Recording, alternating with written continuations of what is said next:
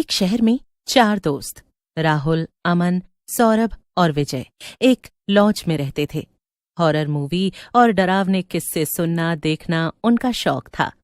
एक दिन वो बैठकर भूतिया पिज्जा की अफवाहों पर हंस रहे थे। अबे सुना है खड़वट में कोई भी चीज डिलीवर नहीं होती, मोबाइल सिग्नल भी नहीं आते, और अगर कोई पिज्जा वहां मंगवाए तो भूत देने आ जाता है। चलो टेस्ट करते हैं। अरे ये वही हॉट क्रस्ट पिज्जा वाली मिडनाइट क्रेविंग सर्विस है ना? रात 12 बजे के बाद डिलीवरी देती है। चल ट्राई कर, देख तो कौन आता है। राहुल ने मोबाइल उठाया और नंबर डायल किया। उधर एक भारी डरावनी आवाज आई। हॉट क्रस्ट पिज्जा, ऑर्डर बताइए। एक लार्ज ब्लडी चीज बस्ट पिज्जा, खड़वट शमशान, पीपल के पेड़ के नीचे। फोन कटने से पहले धीमे स्वर में जवाब आया। 13 मिनट में पहुंच जाएगा।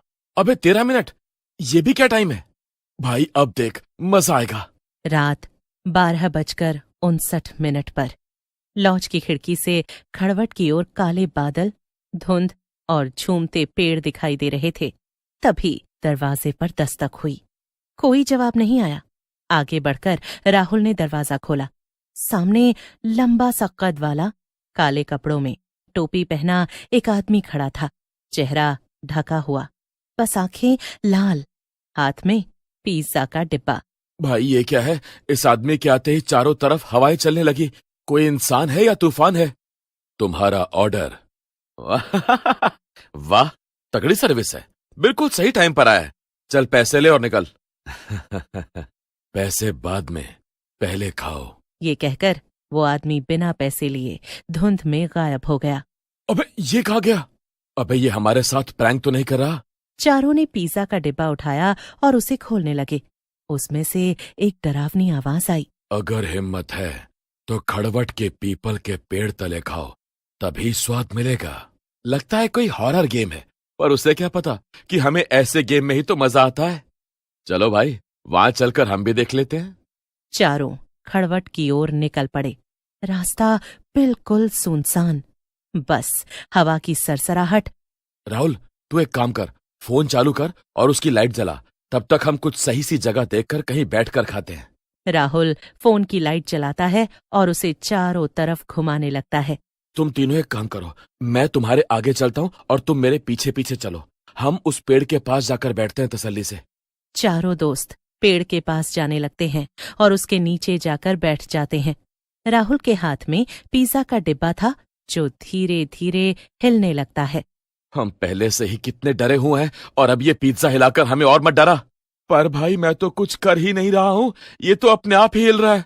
भाई यार चलो, मुझे बहुत डर लग रहा है। तभी पिज्जा का डिब्बा अपने आप खुलने लगता है। डिब्बा खुला तो अंदर से गाढ़ा लाल धुआं उठा। पिज्जा का रंग भी अजीब मटमैला सा था। पिज्जा के 4 हिस्से थे। पिज्जा के अंदर से डरावनी आवाज आने लगी, हंसने की।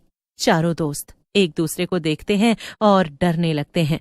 तभी डिब्बे के अंदर से भूतिया पिज्जा जोर से हंसकर बोलने लगता है।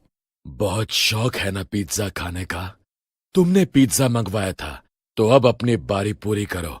तभी पास के बरगद के पेड़ से भूत नीचे उतरने लगता है। अचानक ही आसपास की हवा बर्फ जैसी ठंडी हो गई। तुमने हमें बुलावा भेजा है, अब मजा चखो। भाई हम साथ आए हैं तो साथ ही जाएंगे। भाई प्लीज मुझे जाने दो, मुझे मेरी जान बहुत प्यारी है। हाँ भाई, इसके तो पैर भी उल्टे हैं और सिर कितना बड़ा है, राक्षस जैसा। ये तो बहुत खतरनाक लग रहा है। भाई भागना ही एक रास्ता है, भागो। तभी अचानक वो भूत तेजी से चारों दोस्तों की तरफ आने लगता है और चारों तरफ धुआं हो जाता है और भूत धुएं में ही कहीं गायब हो जाता है। बचाओ, प्लीज हमें माफ कर दो, अब हम यहाँ कभी नहीं आएंगे। अबे किससे माफी मांग रहा है? सामने तो कोई है ही नहीं। अरे अभी तो यही था, वो भूत हमारी तरफ आ रहा था, कहाँ गया?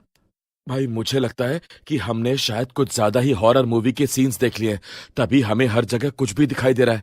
एक काम करते हैं, चुपचाप अपना चैलेंज पूरा करते हैं और यहाँ से फिर पिज्जा धीरे धीरे खून से भीगने लगा।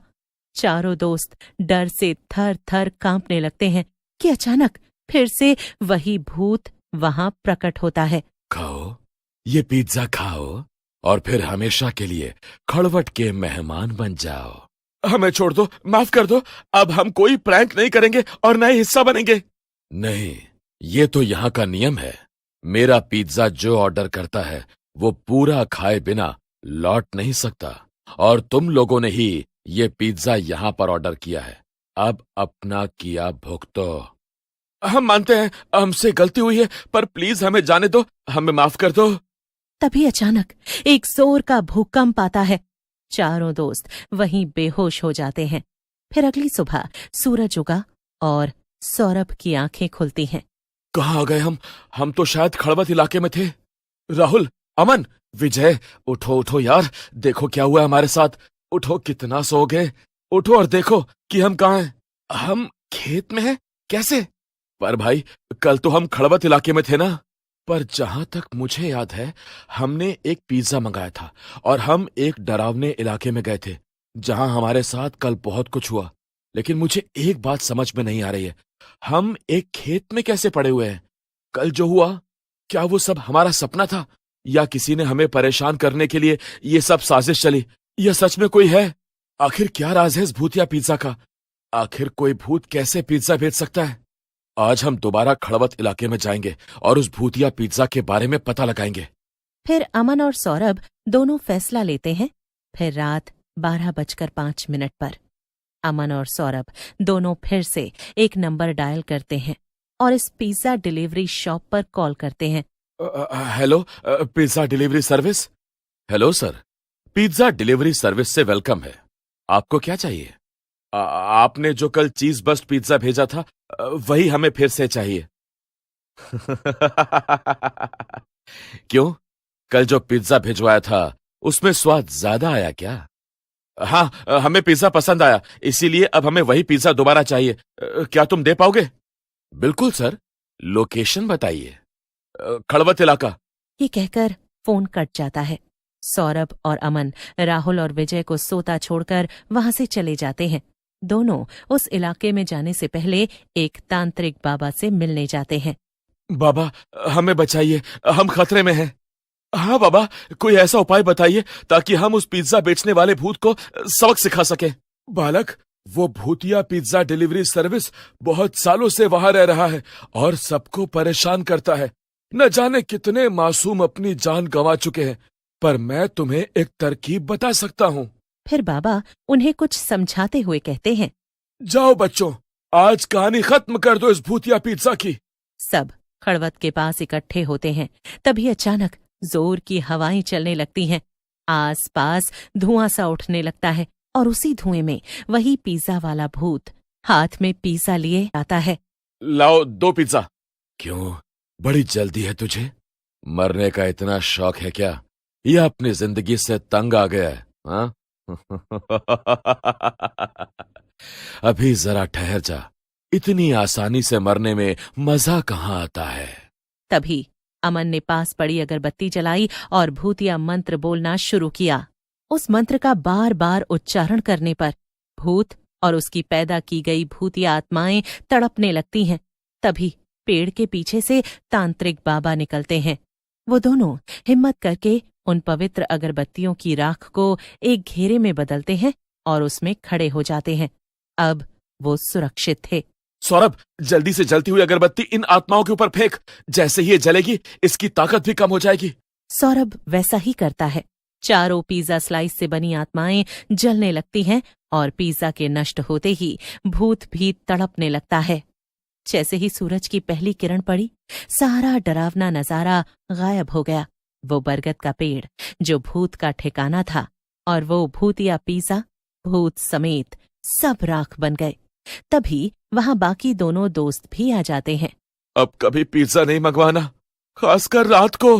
फिर बाबा ने चारों को सुरक्षा तावीज दिया और कहा, अब खड़बट भूतिया पिज्जा से आजाद है, पर याद रखना, रात का मजाक कभी भारी पड़ सकता है। फिर वो चारों भी बाबा का आशीर्वाद लेकर वहां से चले गए।